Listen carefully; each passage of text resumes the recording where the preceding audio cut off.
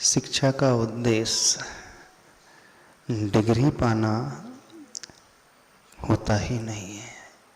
पर आज वर्तमान में विडंबना यह है कि हर स्टूडेंट, हर पेरेंट्स, हर व्यक्ति अपने बच्चों को जो शिक्षा दिलाना चाहता है उसका उद्देश्य अच्छी डिग्री, अच्छा पैकेज, अच्छा पैसा और सुविधा। पर मूल रूप से यदि हम भारतीय संस्कृति को देखें तो प्रारंभिक दशा से एक पाठ पढ़ाया जाता था, विद्या ददाति विनयम। शिक्षा विद्या विनय को देने वाली होती है। शिक्षा का उद्देश्य एक अच्छे इंसान का निर्माण करना। शिक्षा का उद्देश्य जीवन का निर्वाह नहीं करना। शिक्षा का उद्देश्य एक जीवन का सृजन करना, निर्माण करना, एक अच्छे चारित्रवान व्यक्ति का निर्माण करना। एक ऐसा व्यक्ति जो न केवल स्व के लिए जीने वाला हो बल्कि समाज के लिए, सोसाइटी के लिए, परिवार के लिए, राष्ट्र के लिए भी कुछ अच्छा सृजन करने वाला हो, क्रिएटिव हो। वह सेल्फिश न बने बल्कि दूसरों के लिए सहारा देने वाला बने। वो करुणा से भर उठे, वो सबकी मदद के लिए आगे आए।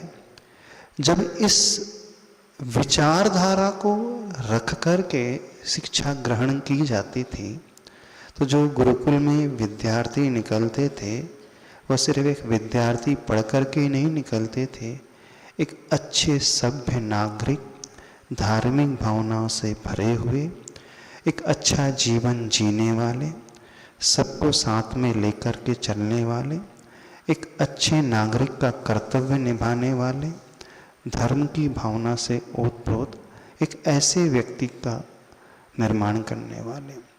तो शिक्षा एक अच्छे व्यक्तित्व को दिलाने वाली है। पर आज वर्तमान में पूरा विपरीत ही चल रहा है। चाहे स्टूडेंट हो, चाहे पेरेंट्स हो और चाहे टीचर्स हो, सबका उद्देश्य सिर्फ मनी, सैलरी और कुछ नहीं। तो जहाँ उद्देश्य इस प्रकार का हो जाएगा तो उसका फल यही नजर आएगा जो आज वर्तमान में हो रहा है। रिस्पेक्ट समाप्त होते चले जा रहा है। विद्यार्थी ये समझ रहे हैं कि हम टीचर्स को ट्यूशन फ़ी देते हैं, टीचर्स के लिए पैसा देते हैं फीस के रूप में, तो हम जो चाहे कर सकते हैं। उन स्टूडेंट से भी कहना है, आप जीवन में कभी विजडम प्राप्त नहीं कर पाओगे। नॉलेज तो आपको आ जाएगा लेकिन विवेक वाला ज्ञान नहीं आएगा जो एक अच्छे इंसान को बनाने वाला होता है।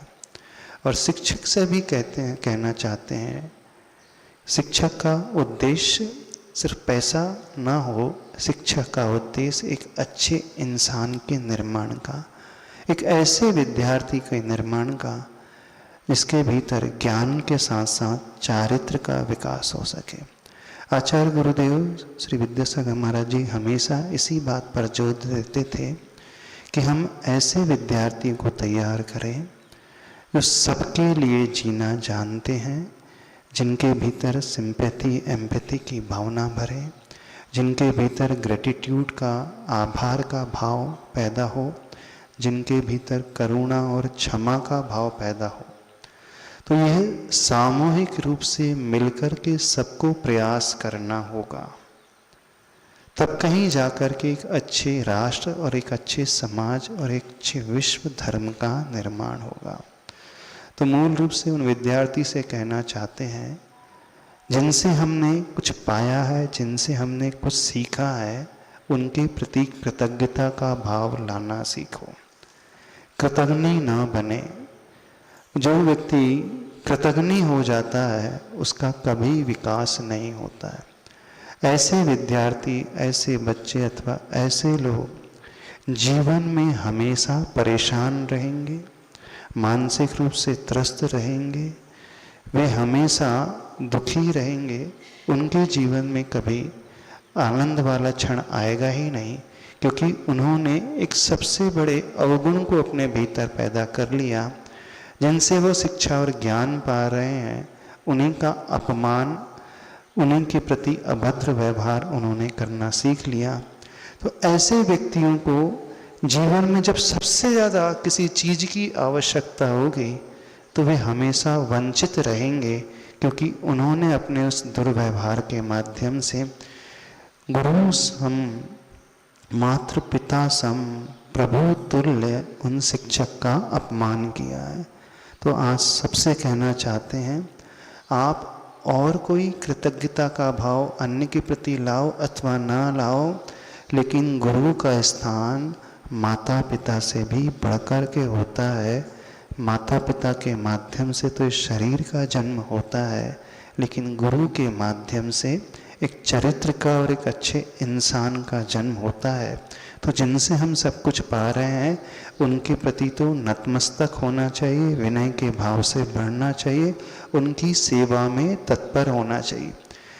हम जिन प्रभु की उपासना करते हैं अथवा जो हमारे रोल मॉडल हैं, जो महापुरुष हुए हैं, उनके जब हम जीवन चरित्र को उठा करके देखते हैं तो उन्होंने महानता पाई ही तब जब वे विनय के और आभार के भाव से भरे हैं। तो आप सभी लोगों से कहना है, और कुछ सीखो अथवा ना सीखो, जीवन में विकास करना चाहते हो तो उस ग्रेटिट्यूड का भाव, आभार का और विनय का भाव लेकर के आओ, तो एक अच्छा व्यक्तित्व निर्माण होगा जो इस राष्ट्र और समाज के लिए योगदान करने वाला होगा। कहीं ऐसा ना हो कि आज का दुर्व्यवहार भविष्य में आपके साथ भी वही बहुत बड़ा कारण बन जाए।